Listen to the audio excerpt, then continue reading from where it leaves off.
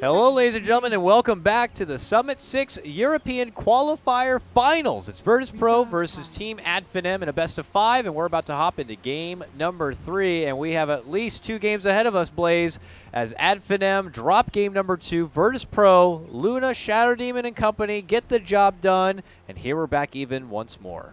Yeah, I don't see why they wouldn't open it with it again. Shadow Demon is pretty good against Batrider, and they both have both options in the pool as their first 2. I think that would be a pretty good option for them. Evidem, they're going back to the Sand King band that we saw last game and putting in the Enchantress here. They took out Drow last time, so Drow is an option as well. I'm not sure if Ramses actually prefers the Drow or the Luna between the 2, but either way, I expect one of the 2 to hit the field running. Yeah, I wonder if that means that Finem are looking to take what's not grabbed, you know what I mean? Madara is not really, in my mind, as much of a Drow player. Like, he can obviously play it, and if it's meta, it works great, but the hero just got nerfed, and I think Madara is really much better in those heroes that get up close quarters. Like, if he's bashing around with his Fenrir Slark, he's much happier. And we'll see the Shadow Demon. Will we see the Luna? That's pretty much the only question in their mind. They're definitely picking Luna or Drow Ranger. Like, that's almost guaranteed. I mean, I can still see Finem go for the Drow. You got a Batrider. He's like the only offlaner, ranged offlaner who can benefit from a Drow, really. But, sure. I don't know, we'll see. Things worked pretty nicely with Phoenix the Luna. Why not Puck. go back it again? Come on. I do Drow drafts all the time, so I have the list in my head. But Puck. Phoenix, Puck, Batrider, pretty much the 3 that'll... Man, Phoenix I have not seen at all recently. Phoenix has, like, been People just really hate gone. that Sunray nerf. Like, they're just like, oh, the damage is not worth it. It's just... It's pretty weak, but Drow Ranger is the selection of choice. I wonder if they got it pressured at all, thinking that maybe Finem would have considered going for it or not. I mean, it's very unlikely Finem are obviously going to go Luna, so it's like, why don't we just take the Drow as it is? I mean, I don't know. It's interesting, but now Finem see the Drow lineup before them, and they go with the Wings counter Warlock against that Shadow Demon. This has been really just the showstopper in the East. Like, China obviously started it with Wings Gaming and all that, but SEA has been continuing it so much. Like, I would say 70% of games involve a Warlock in SEA. It was in America, too.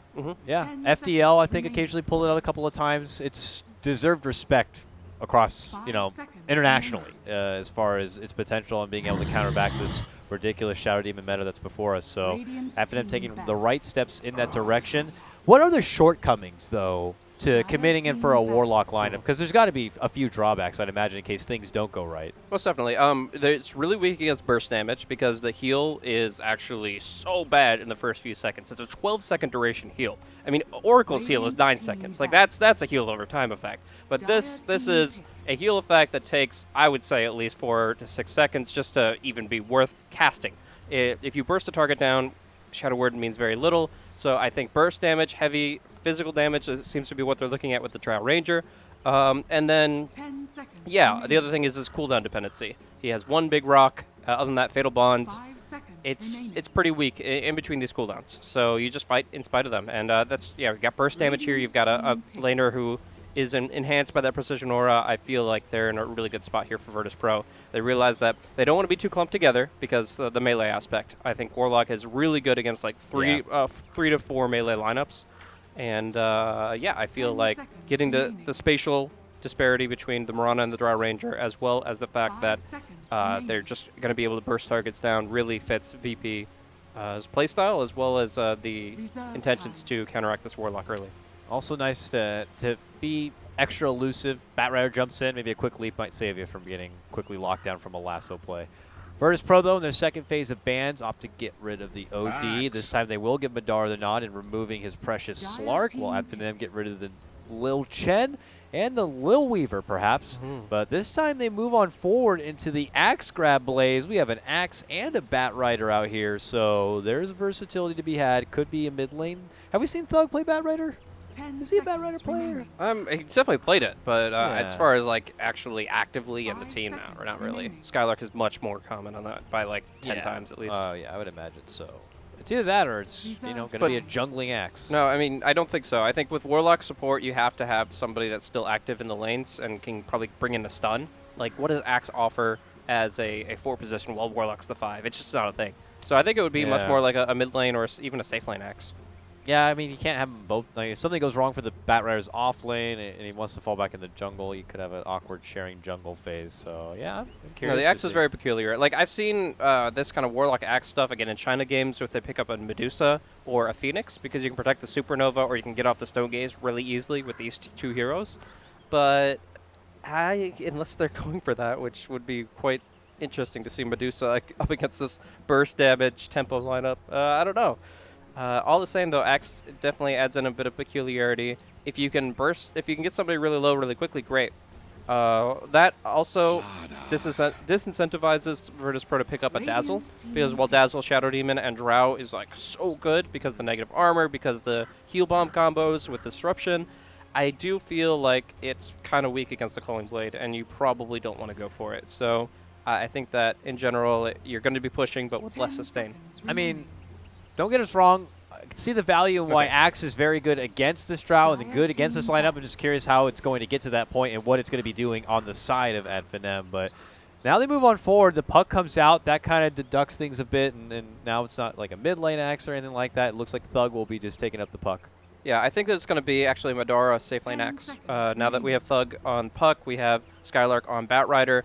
Again, this duo of Warlock and Axe, it can work. But the problem is you're sacrificing like 2 or 3 towers to get these supports online. Like you are going to lose your top lane tier 1 for sure, and then probably either like tier 2 top or a mid tier 1 or something else very, very early on, because Axe, before his Blink Dagger, does nothing in this draft. Like, you want to run there with a Battle Hunger on and be like, I'm a man, but they're just going to poke you down. They've got sprint and leap to disengage. They can disrupt you and make little axes of their own. They've got frost arrows. Like, Axe does nothing without a Blink Dagger here, so I feel like it's got to be actually the core farmer in the safe lane. Feels very all in yet again, though. Another, I mean, I don't want to say scaling. mega cheesy, but I mean, it's not scaling, but like still, like if these heroes get their items, like what does VP do? if Thug gets as balling as we saw in game 1, if he's able to just do that much, get the Veil, the Blink, the Yules, in insane timings, and you've got an Axe who's got level 16. He's the rank 3 Culling Blade and chews through half your health with one ulti. I'd actually say that they're fine. It's just the problem is their late game is non-existent other than the Warlock.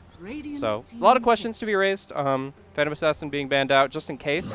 And it is actually going to be in our lifesteal. So Axe and Warlock, two of the greatest supports you can get. Wow. That's pretty nuts.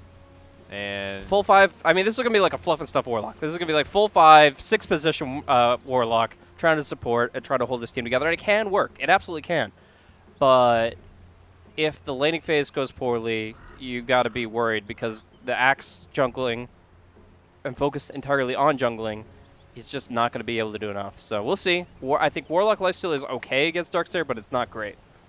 I mean, VP also do a little bit of flip. I mean, they get that Slardar 4th pick, and you kind of just assume it could casually be the Pasha grab, but they grab the Darkseer to round things out after seeing the Lifestealer. It may be influenced by the Lifesteal alone, but now you have Lil who's going to be roaming around Slardar, and a Darkseer who's going to be able to match up against that Lifestealer in lane.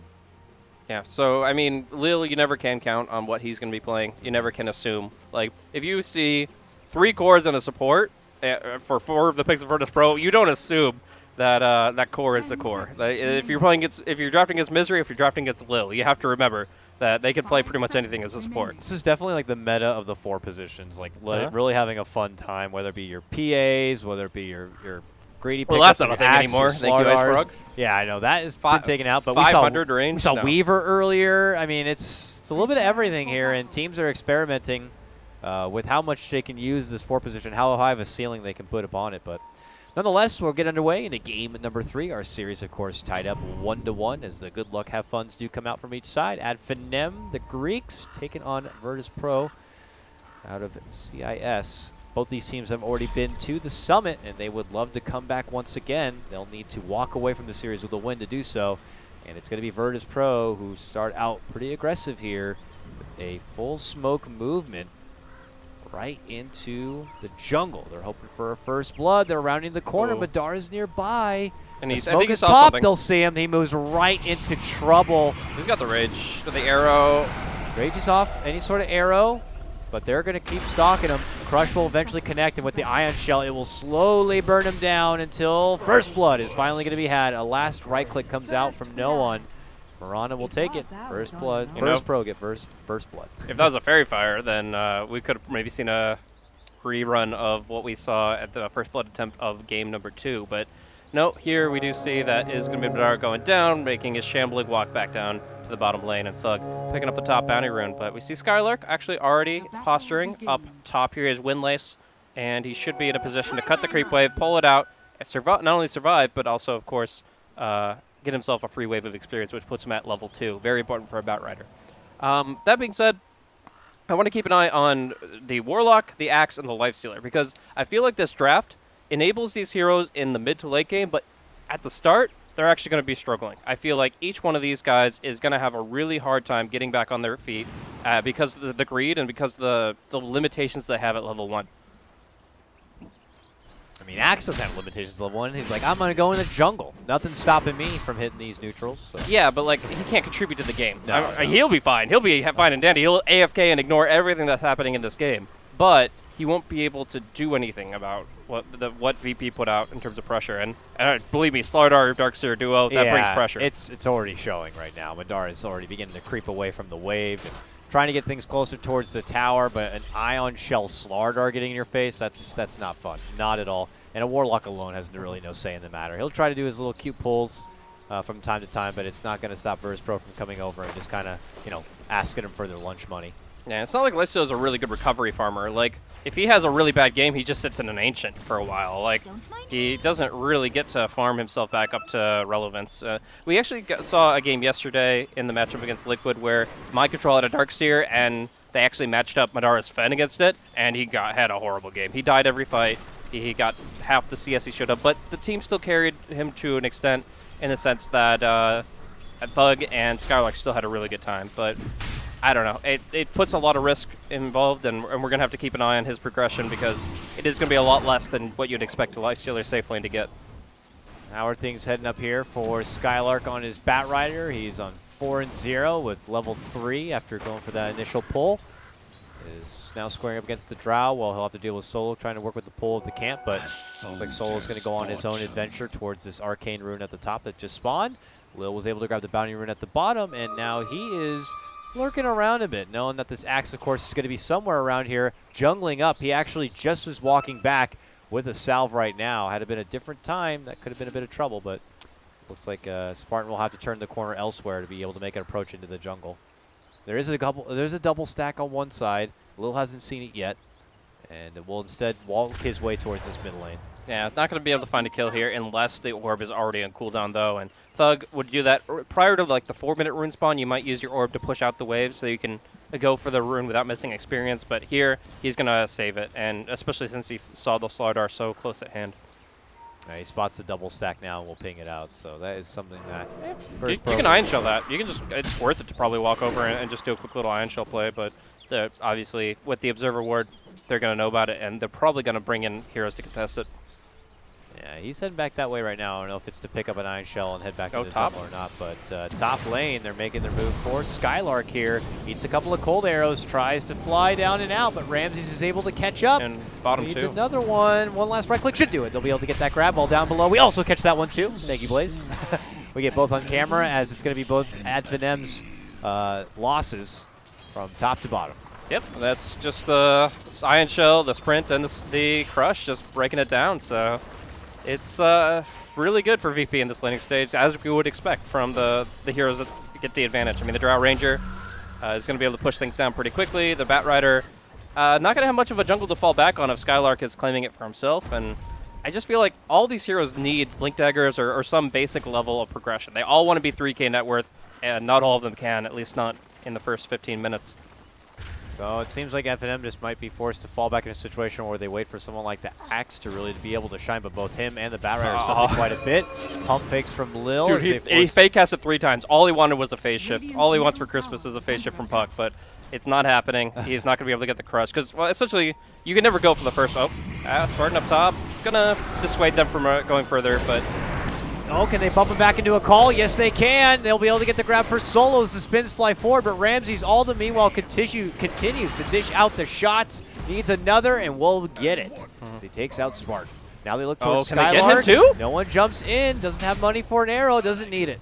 will be able to get it done regardless, and another 2 kills will go the way of Virtus Pro, pulling him up in ahead 5-1. And just when you thought the Axe finally did something in this game, it turns out to be just handing 2 kills back the other way, and that's in exchange for our support, unfortunately. So, yeah, in those situations with like abilities like Crush, Brewmaster Clap used to be the one that I used to deal with a lot, was like Puck versus Brew or Puck versus any of these ground target things. You can never really go for the first one, right? Because you go for the first Crush or the first Thunderclap, it's just going to be phase shift. But, so what you do is you always fake it until he phase shifts, and then as soon as that's gone, you immediately get a free one off. But knowing this, Thug just ignores that. He's just like, I'm never going to phase shift a Crush. And now the mind game, it's like rock, paper, scissors. Suddenly, is he actually just going to crush the first time? Is that just going to happen? And whether there will be a dodge or not, it's actually a good question. And we do see a TP cancel up top there, so to remain Thug here. He won't be making a Dream Coil gank on Drow. He will be focusing on the 1v1 for a little longer. Solos creeping in slowly from behind here. They ping out and see exactly where Spartan is, and they begin to dish out some poison stacks. Spartan's in trouble. He's just dead. Hoping for a deny or something, not going to be able to get it as he already chops down all those neutral creeps. And Skylark will also peace out. It's looking even worse than we saw in game number 2, Blaze, when they kind of went in with getting a lineup where they're hoping to siege and have a good head start. Same kind of story here, and it's not looking so good. Well, I feel like they don't Arrow, have... by the way, on the Thug. Beautiful connection from no one. Allows him to leap in, and the finish. Beautifully done. I don't feel like ADFM have as much impetus to try to break towers and try to end the game as soon as possible. They can definitely play this late game. The problem is, while they're not failing to meet expectations like we saw in game 2, they're just losing every lane in this case. Obviously, bottom is Darkseers, 48 CS to 41, and top lane has been kill after kill in favor of VP. Lil continues to prowl around, finds Spartan. Spartan able to get off the call, avoids further trouble, and it will force Lil back and away, but that's another trip for Spartan to go all the way back to the fountain, and more time he'll have to hold out before he can get back on the track towards that Blink Dagger. Yep, and even Thug here, he's only 29-6 compared to 38-6 of the Mirana with that precision aura. Who also has 3 kills on top of it, by the way. Exactly. Good rotations from him. I think that Thug wanted to go for 1 rotation, but that TP cancel, whether intentional or not, means that he still has yet to use his Dream Coil. Call is made, open wounds on for Lil, but there'll be a prompt Moonlight Shadow coming out from no one, and that allows Lil to kind of scooch on back, and unfortunately for Finem, they'll have to just keep their business back by the tower. But it looks like they're looking for new openings elsewhere towards the top lane. Skylark's getting attacked on. Can Finem show up in time to make a setup happen? They're thinking about it here, and they'll get the poison damage to finish off Skylark. Now shows Thug, jumping in. Coil committed for Ramses, but he's doing it without Spartan. Spartan went off for solo instead, so can Thug do it alone? Looks like he may be able to. Needs 2 more shots, gets off the orb. Will be good enough. He'll be able to get the grab on that one. And Spartan was unable to kind of continue to chase it, look like. Yeah, he TP'd out, but it's all the same. Like, you got the kill on the Drow. That's still a great rotation. That's exactly what ADFM need. And they need to have a lot more of it. They need probably 2 or 3 more of those kinds of kills if they're going to be able to bring back the early game. Because the mid game, the late game, it should be okay. Like, their ultimates are really strong, and if they fight around them, if they plan around them, and if they get a Blink Dagger on Axe, I think they're going to be feeling some confidence. But if that's a Tranquil Boots, no! Oh, thank you so much for the green shoes, my man. See you later, nerd. That's the worst thing that can happen. That's the worst thing that can happen. Oh no, Spartan, why? 900 gold down the drain. That's, you might as well like have died 5 times just now. Like, it's so bad. That was all he had too, up to that point. That is such a bummer. Oh man, now start over. Back on the road again. I'm feeling it, man, because I was playing an Axe game like less than a week ago, and a punch hooked me away from my Tranquils, and it hurts so much. It's never happened to me. Misfired a coil in the mid lane. That's never happened to me. It happened last week, and I'm just like, I'm feeling it in my bones. Anybody who's lost Tranquils to anything, I don't know. This is going south real quick. VP have to have the utmost confidence and morale. No one's got to be cheering in his seat at this point. This is a very clear advantage by far, and they're just going to be able to continue to snowball it. 7,500 gold lead at 9 minutes in. Yeah, you do not see that like ever. And the Courier is also gone. Oh my God, this is like the most one-sided game I've ever seen at the start. This is crazy. You can't help but feel for it. We're going to get a back or just the crush. Oh, out of the invis. There's a rage against the crush. Madara will be able to slip himself away. But even though he timed that pretty nicely, it's still... They're also on the prowl for maybe next time. Oh, is it safe now? Walks out. Just misses the Oh, Mirana, no. He's still going to go. He's been spotted. He has no TP. He has no way home. Tries best to make it away. Solo has no level 6, no purge, but look who's en route. It's no one. Has the arrow now. Will he go for the fire? Come on, buddy. They see him. They see the ward. They know they're heading that way. He's not committing in for it yet, but the chase is still on. Solo's en route. Spartan's in lane. He just got some new shoes. He sees him. The poison saw it. I swear he must have, yes. Yep, they did. Soul Catcher and some right clicks. They'll take that one too. Spartan frantically running towards the side shop. They'll cut him off, and they get him with the arrow too. Are you serious? All the meanwhile, yeah, they're also taking Roche. This is like maximum efficiency. Oh, look at that. Spartan the last second gets a dunk on Solo. Solo hanging a bit too close. Willing to paying the price, but nonetheless, he's going to be leaving with a smile because it's 12-3. They got courier kills. They got Roche kills. They got Tranquil Boots. Disaster. Just an absolute disaster. We're going to see a Darkseer actually caught out here, so they got the kill on the Shadow Demon with the dunk. It looks like they're going to get the Darkseer as well. Big money in terms of comeback gold. That's where you just, whenever you get comeback kills like this, you just count your pennies. Every, like, 400 some odd gold you get from these big comeback kills, you take that for all it's worth. And we are going to see Puck get a Blink Dagger out of it, so it's really, really important that they try to re-bolster their morale. The captain has to keep them in the game, because if they tilt now, like, and who would blame them? But if they tilt now, then it's all over. So right now, they just got a bunch of money from the Shadow Demon kill, the kill in the Darkseer. The problem is, Darkseer has a mech, Dra has an Aegis, VP have everything. So it's if there's any time morale is the most important thing you can have, it's this kind of game. Here comes Finem setting up their first real impact of a fight. They've got the Life Stealer. This is an easy kill on the Ramsey. Well, the first one is easy. We'll see about the second. Oh, it looks like a TP was canceled top, so one hero will not be joining the dark side on this offensive. Okay, let's see. VP looking to converge, see if they can bail out their Drow, but they have plenty of burst. They should be able to bring it down quick. Oh, as they run in, looking to go for the Moonlight Shadow. Skylark will soak it up. Return. 3-man coil connection, but it seems to be more defensively as the follow-up will not be there. Now suddenly Pasha rolls in, drops off a nice little vacuum wall. Might be able to catch in Thug. Thug looks to go for the orb. Can he sidestep and make it away? It looks like he will. The chase is on from Virtus Pro. Arrow to go out. Thug almost gets connected, but a jumping crush will do a connection onto Madara and onto Spartan. Now Madara looking to 180 back into the fight. But the chase might not continue here. Skylark, I mean, he has a lasso. Can he get close enough to get a grab? Oh, not before getting shredded apart by no one. The double Agnum Starstorm continues to hit just as hard as it ever has. Arrow connection on for Thug. It's a short duration of a stun. We'll be able to jaunt and avoid the Starstorm, but he can't avoid that one. He goes down too.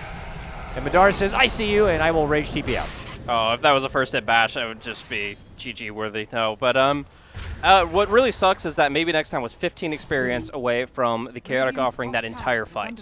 That entire fight after they killed the Drow, he was, or no, actually they didn't get anything from that, but like the entire fight he didn't have the experience, and it's because Spartan took the Tome of Knowledge for himself. The Axe is level 8, the Warlock is level 5, and MNT could not get a goal amount, which just, it's very frustrating because they were all clumped up in like a condensed space, 4-man, but they knew he didn't have ulti, and there's nothing they could do. Jump in, double Starstorm, insta-kill. Soul Catcher and all that damage is not going to be good enough. Finally, our first Chaotic Offering of the game going to be dropped right on top of the head of Lil Pasha and company. They will be able to get the secure takedown of the support Slardar. Flame Break out back. Nice package delivery with the 2-man coil connection.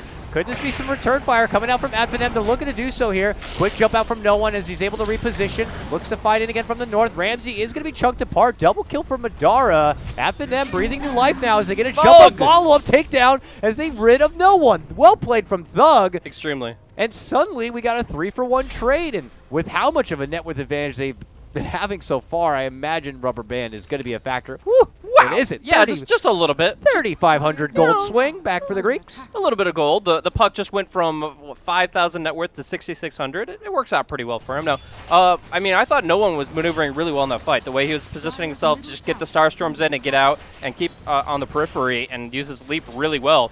I really appreciate that, but Thug just has his number. He was able to use that new blink to stay on top of him all throughout and is able to get so many big kills out of it. Of course, the rock being the big game changer there, and the infest bomb with Thug with the coil. So all of it really comes together so nicely, and yeah, why not? At this point, kills are all that matters in terms of getting the comeback gold.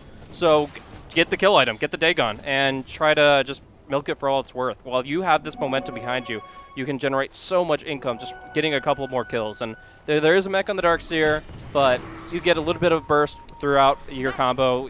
Yeah, I think it's going to be good. Next Infest Bomb should be a guaranteed kill with that Dagon, and that will continue to build momentum for Lifestealer and Puck. And you really got to see their team fight shine on that one, and they had been neutered from it all the way up to this point, given the circumstances they were forced into. There's still lots of potential to be had. I mean, it's just scary to see that if the early game didn't go so bad for Finem, they would be just so scary at this point. You know, we would have the Chaotic offering so much earlier. The Blink Dagger would have been there so much earlier for the Axe. Same goes for the Batrider too. These things all yet to come online, so there is still plenty of sharp potential there for Finem. So Virtus Pro, you know, probably a hard hit on the chin and a lesson learned. I imagine they'll stop back and just kind of get back to the objective path when necessary. They need to make sure that their cords are tanky enough. Obviously, the Ags and the Marana helps, but the Draw Ranger could definitely use some as well. Not sure. She really can't go for a BKB this game when you're up against Lifestealer, Warlock, Batrider, and Axe, but the Puck is dealing a lot of magical damage, so just anything to really build up your health at the same time. Maybe go for Shadow Blade. I would have said Manta, but no, he seems to just want to take a different approach to the fights and try to engage on his terms more than worrying about when the Puck is going to jump him instead. Alright, he'll take his new Shadow Blade, and Virtus Pro will head in front of the Roche Pit down south. While they continue to sweep on forward, probably going to get some extra vision down here. It looks like a ward just planted. Nice and deep here, so Virtus Pro can be ready for the Roche in the future and also probably claim a tier 2. Finem just kind of still hunkered down, parked with the buddy-buddy system towards the rest of their team. And now we got a blink together for your Darkseer. So being able to get in, get off the crucial mech, vacuum wall, becomes a bit easier for Pasha. And heaven forbid on their take, if a high ground push does come their way, now they have a better high ground defense to work with on Virtus Pro's team. Blink Dagger coming up from Marana as well, so a lot of mobility tools for the side of Dire, but eventually Finem will have theirs too. I talked about the weakness of it in the draft. The Tranquil Boots made it all the worse, but we are about to see an 17-minute Blink Dagger pickup for a Boots Iron Talon X. Spartan is finally a hero in this game. Woo! It was a long time coming, and Virtus Pro were doing everything in their power to make sure he wasn't going to get to this point, and they did a nice job, but eventually the Blink Dagger does come online, and that means the Initiator is ready to play. We'll have to see, though, how much he can survive. I mean, again, you're going to Axe who's going to be jumping into that double Starstorm and stuff. It's, you know, he's got to make sure he can also take a punch. You don't want to jump in and hold everyone down just to die quickly after and not be there enough of a setup. But that might be all you really need. You have a coil, you have a rock. Positioning is going to be seriously of the utmost importance for Virtus Pro. Absolutely. These engagements. It was a cute little play down bottom. The creep wave had pushed all the way to the tier 3, and they expected probably Lifestealer to back off and farm that. So they had a 3-man Moonlight Shadow just outside of the base, and were ready to just pounce, blink, crush, and kill him inside his own base. But no rotation was made. All 5-man were top. Now it's going to be actually a Infest Bomb coming out, and I believe a Smoke should be at the same time. I don't blame them. They got everything good to go here. Looks like they don't have a Smoke, so just Infest Bomb, casually running it in, but if they can find a target, if they can close the distance, it's fine. It's just, usually you want the Smoke with it. Oh, that's on cooldown. Where have they burned all their smokes? It really feels like they're lacking. I really haven't seen too many of them either. There was obviously the one just now top, but like in general, I feel like they've been less aggressive than Virtus Pro. Virtus Pro pop one of the smokes themselves, and we'll head towards Finem area, or at least wait on the high ground to see. I mean, both teams anticipating that they're going to be scouting around the Roche area now. Virtus Pro will take the first peek inside. Let's see, it's not up yet. Need about 30 seconds before it will be there. So they opt instead to go into ADFM's territory, and they get the first spot. It's going to be on for Spartan. He has to go for the admirable call. Now they jump back and away. A single coil only for Pasha. Yeah, a lasso for another bad. target for Lil. It's a bit all over the place. Madar's going to be forced to pop out and just TP right back home. Not the engagement ADFM were hoping for. As Virtus Pro coming in and invade, it catches them with, well, their pants down. It'll cost them another life. Skylark will also be dropped, and ADFM lose 3 across the board. Yeah, they had an observer ward there, felt comfortable, but that was a smoke from VP. And I think that what that comes down to, as actually Warlock gets killed off in the base, comboed up by no one, as the double damage route, just straight up kills him in his own base. But what I think that comes down to is the level 1 smoke that VP did. They obviously bought a smoke when the game began. Oh, jump and crush, first hit bash, pull back, vacuum wall. Oh That's my a God. dieback for Thug. This is and bad. they lose This is so bad. Ramses. That's no buyback. That's Raxat's game. Straight up. Wow, I haven't seen that's just over. Over. So one-sided. ADFM, they almost seemed like they could bring it back a little bit, but they were still so far behind throughout this entire game. I actually think that ADFM ran out of smoke, so they probably didn't buy one for the longest of the time. Like if it's not generating the cooldown, then you're actually wasting your extra smoke. So I feel like that final class that decided this game comes down to the fact that ADFM don't have the smoke and VP do, and that comes down to the fact that they just bought their suitor. So ADFM messed up on that, along with about a dozen other things this game. There's no sugarcoating it. This was a really bad game from ADFM, and it couldn't have been more one-sided for VP. I'm very curious to see now. It's 2 straight games where ADFM, like, obviously pulling out some exhibition kind of a picks and play style. I don't know. I can't really feel like it's like, so do they just go back to what works? Like, what works for ADFM?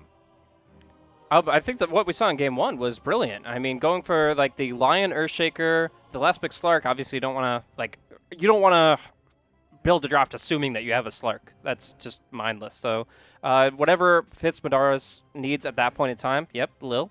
That's his pretty much core item build up at this point in time. Mangoes. Let's see. Delicious mangoes mangoes came into play. It didn't even show it. But yeah, at this point, I do feel like, I mean, Thug can play a number of really good heroes. Like obviously the Puck, the Invoker, all these classic intelligence skill set heroes he's really good with. Skylark, whatever. Maybe they should just pick the Sand King for themselves. Instead of banning it every game, maybe they should just try to grab that. We'll see. I think it's VP's choice for game 4, so we'll see if they end up grabbing the first pick before ADFM can. But I do think that the biggest problem here was what I expressed 10 times over at the draft, which is Axe and Warlock are not a good duo when it comes to the supports. They just lack too much early, and then the Darkseeker was able to punish it, along with many other things.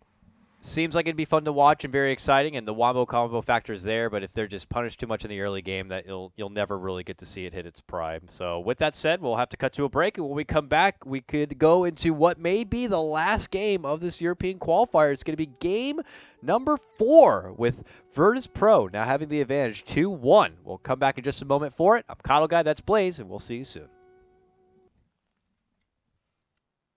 E-Gaming Bets, online betting for